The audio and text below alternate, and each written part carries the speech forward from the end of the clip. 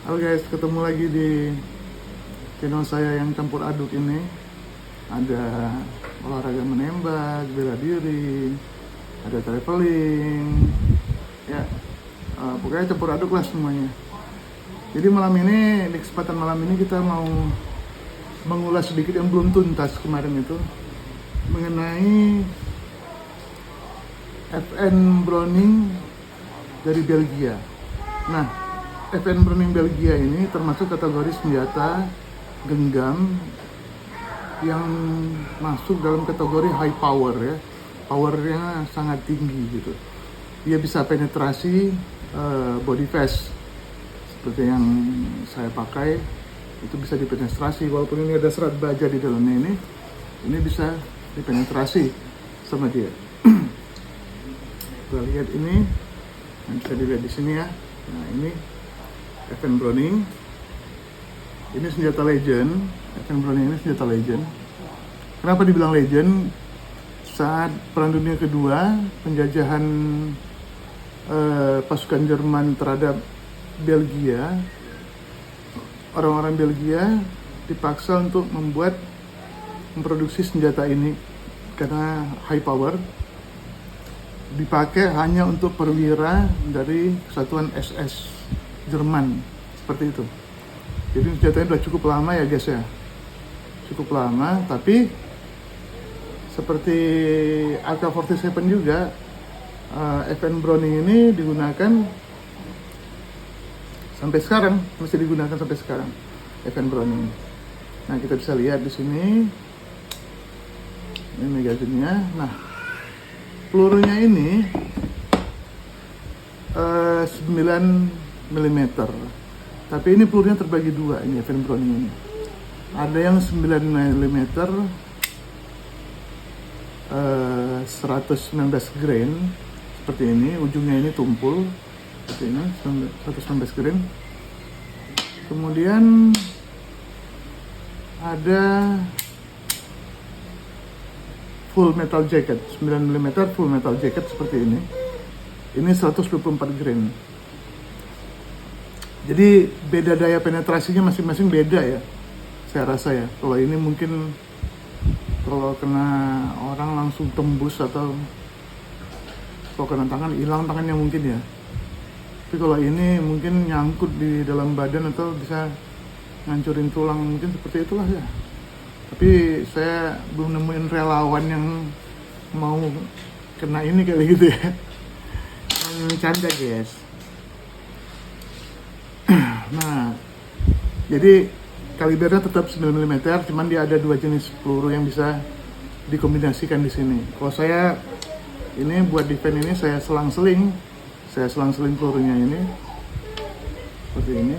Ada yang tadi yang bisa nyangkut di badan orang itu, ini ada yang tajam ya, ini yang full metal jacket yang bisa penetrasi ke rompi baja karena dia high power ya, beda seperti itu. Nah FN Browning ini tentunya klasik dan retro. Entah kenapa saya seneng modelnya yang tipis, enak diselipin di pinggang. Penggunaan operasionalnya juga sangat mudah, nggak perlu banyak perawatan ya, nggak perlu dibersihkan setiap hari atau diminyakin ya, tinggal ditembak aja dia langsung meletus. Nah seperti itu. Bisa dilihat di sini guys, ini adalah safety pengaman. Ini pelatuk. Jadi pelatuk luar, beda dengan Glock dan lain-lain HS atau apa. Dia pelatuknya luar seperti FN 1945 gitu. FN 1911, maaf. FN 1911 itu pelatuknya di luar itu, seperti itu. Jadi seperti ini juga, ini pelatuk luar. Ini kunci slide. Ya. Ini kunci slide. Jadi kalau ini nggak bisa dikokang ya guys ya. Nggak bisa dikokang. Kalau mau dikokang itu, ini magazine udah saya lepaskan. Safety first, ingat safety first yang pertama. Ini udah saya lepaskan magazine. Nah, ini terbuka. Ini baru bisa slide-nya itu dikokang seperti ini. Nah seperti itu. Ini ready untuk ditembakkan. Kalau ada magazine ya hati-hati ya guys ya. Kita sekedar pengenalan aja. Jadi keamanan adalah yang utama karena senjata api ini bukan mainan. Senjata api bisa merenggut jiwa. Karena peluru itu nggak kenal siapa guys, dia ngikutin laras senjatanya kemana gitu. Peluru itu nggak kenal anak kecil, nggak kenal instruktur, nggak kenal siapapun. Dia bisa aja melukai, bahkan menimbulkan korban jiwa seperti itu ya. Nah ini kalau bisa dilihat sini, kalau ditarik dia meletus kalau ada itunya. Nah untuk pengunciannya kembali, ini kalau kita kokang gini guys, kita kunci di sini guys, ini nggak akan bisa, Kenapa?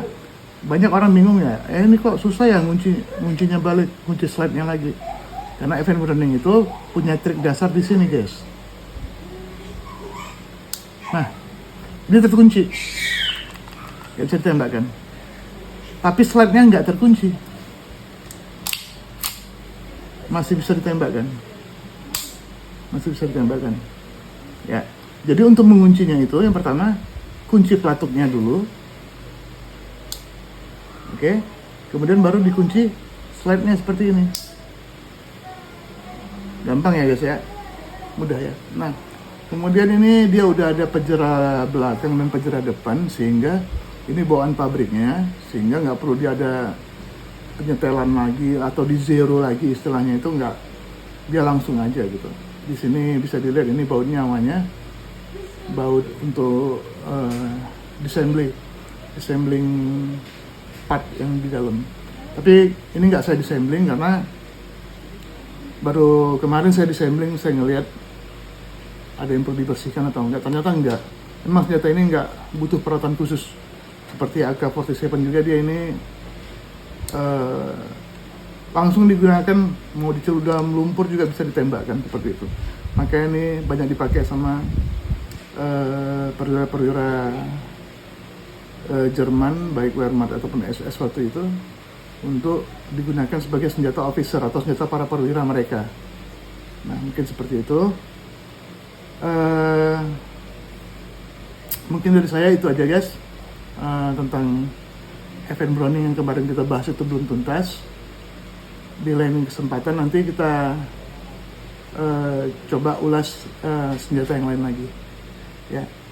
Jadi ini hanya khusus untuk para shooter ya, para penggemar yang ingin merasakan sensasi menembak dengan senjata api, ataupun yang ingin memiliki senjata api sebagai sarana olahraga atau sarana defense sesuai undang-undang tentunya guys, yang diatur oleh Perkap, Kapolri, dan undang-undang darurat yang berlaku di negara Republik Indonesia, seperti itu ya. Saya rasa sampai situ dulu, nanti kita cekidot yang lain ya, senjata yang lain ya. Tapi saya nanti bakal ngulas senengnya senjata-senjata retro gitu. Oke? Apaan?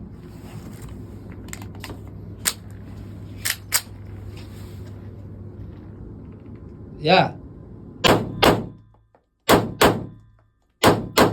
Carlo, Enzo clear. Wih.